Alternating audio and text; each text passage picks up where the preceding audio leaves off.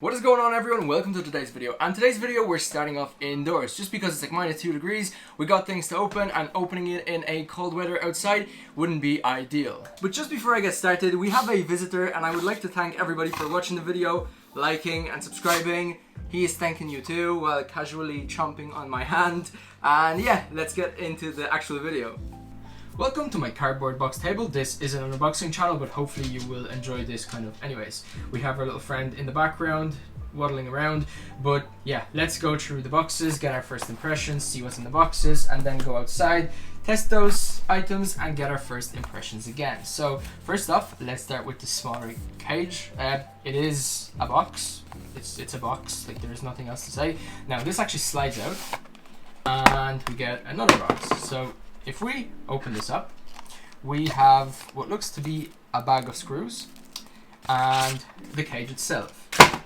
So it looks like possibly the screws may be used right here, because I'm guessing that you may be able to kind of replace it. Hopefully you can see.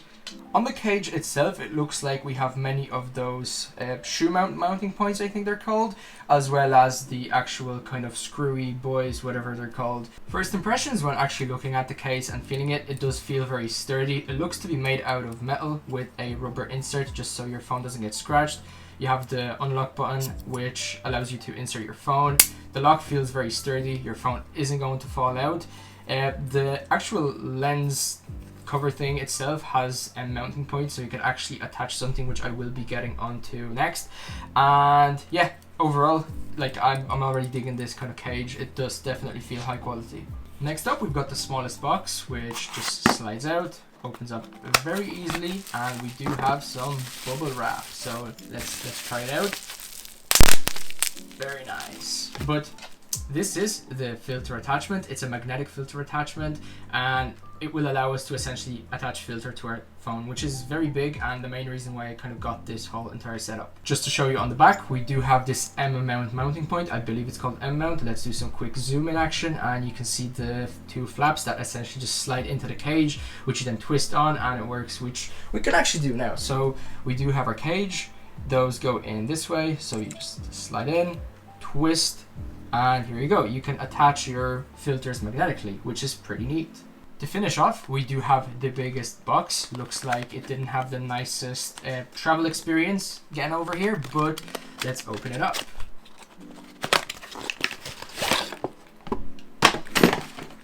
So inside we actually get this pretty cool pouch with a belt clip-on thing, which I'm not going to be using. We also do have a zipper, and this looks to be kind of waterproof, made out of this pretty cool material, which you can't actually unzip unless you flick your magnetic flap. Once you do that, you can actually open it up and expand. So in terms of the contents, let's just take everything out. The case, again, it feels very nice, very high quality. It feels waterproof, but I am not going to say it definitely is. Let's close it up, put it to the side. Here we have our 4 things. I believe 3 are filters. One of them is the actual cap. So first off, let's start with this bad boy, whatever it is, we will see. So opening it up, it does come in like this nice plastic, higher quality pouch. Just by looking at it, we see that it is a UV filter, just because it says right here under my finger. And I forgot to say that those are 67mm, just because the Smallrig filter attachment is 67mm as well.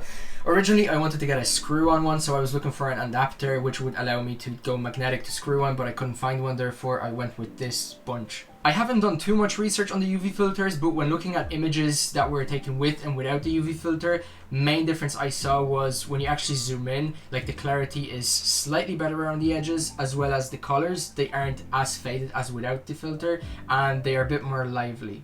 Now let's get to pouch number 2, and opening it up, I can already see that it is an MD1000 filter. I haven't done too much research on it, but essentially it's just like your sunglasses. It doesn't let as much of light through, and don't quote me on this, but I think it's good for like long exposure shots. So I'm just going to put that off to the side.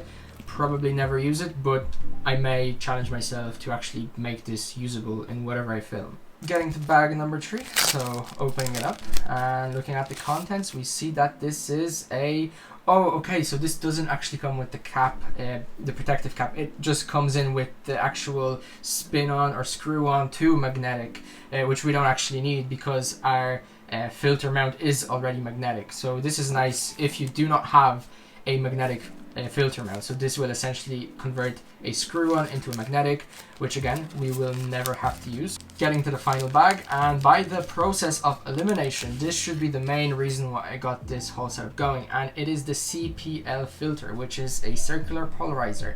So this filter allows you to get rid of glares from the shots when you spin it around. It's pretty cool. I will show you now in a bit, but yeah, this, like, I'm very excited to use this one. By the way, the lenses do feel very high quality, so let's actually test the magnetic strength of them. So I'm gonna grab a case and slap this on, and it is sturdy. It's not gonna fall off. I really doubt it, but yeah, essentially I use it by spinning, which I will show you. But apparently you can actually stack the actual filters themselves. So let's try this UV filter.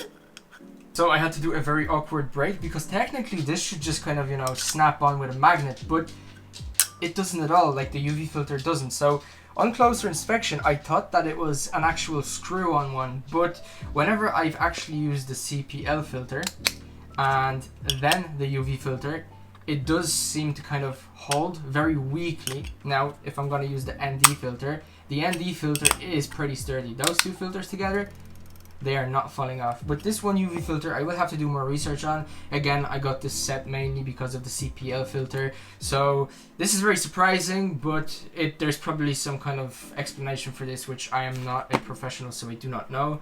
Quickly going over to my old phone, we will actually insert the iPhone into the cage. So we take it, we insert it, and it's somewhat rough to get in, which again is not bad because it is going to keep the phone sturdy. So after sliding it in, closing it up, it is closed.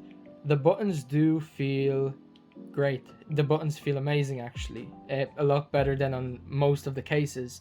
But if we want to kind of flip this switch, it is still flippable, but it's not the most comfortable job in the world. The cage does make your phone a lot chunkier and a lot heavier, which I believe is a good thing, because whenever I will be using this phone on a gimbal, it will be, or it should be, easier to balance, and the motors should be a lot more responsive compared to having a very light phone on the actual gimbal itself. Hopefully you can hear me fine because it is a bit windy, but the actual phone is mounted in a Smallrig cage on a tripod, which was very easy, very quick to use, very convenient. One thing which I was worried about was the actual screw mounting point. I thought that the actual metal part of the cage wasn't going to be thick enough and that the phone will be wobbly and very unstable, but surprisingly it is working perfectly.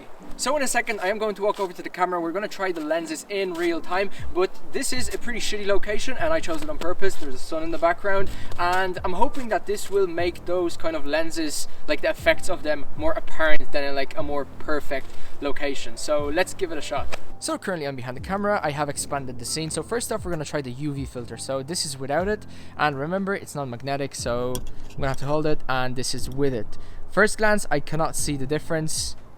Maybe slight difference in clarity around the edges, but I'm gonna take some pictures just so we can see up close. Now let's try the ND1000 filter. So essentially it's like sunglasses, so if I put it on, you can see that the screen becomes a lot darker, and apparently it's good for long exposure shots. Finally, we're gonna try the lens that I could not wait for, my favorite one. So if we actually put it on, well, before I put it on, you can already kind of see if it focuses. There is no glare on the window, and if I spin it around, the glare reappears. So let's put it on. And just a quick tip, whenever you're actually spinning this, because you do have to spin this CPL filter, you want to go and spin it counterclockwise, because if you will do it clockwise, you will be kind of doing this, which is actually removing the Smallrig attachment. So if we give it a shot now, so slowly, you can see that on the front windshield there isn't much glare, but if I keep spinning, the glare reappears, but the side of the car as well as the window gets much clearer and the glare actually disappears, which is pretty nice. Usually people take 2 shots, so if you're looking at the car like this, you want to take a shot without the glare on the windshield and without the glare on the side, and then you stitch those 2 photos up. And if we spin it once more around, yeah, the difference is clear, and the photos with this and videos will look much sharper, much better. To show you the effect of the CPL, so I went 3 times zoom, and let's spin the circle once more. So if I start spinning, you can see the glare disappearing off the front windshield, but if I spin a bit further, the glare reappears, but the side of the car and the side window does clear up, and it looks tons better. So hope you have enjoyed. I am really looking forward to using those filters, making my videos better, my reels, so you can check me out on my Instagram. But hope you have enjoyed. Hopefully you have taken some sort of new information out of this video, and I will hopefully see you in my next one. Take care, and to the next one.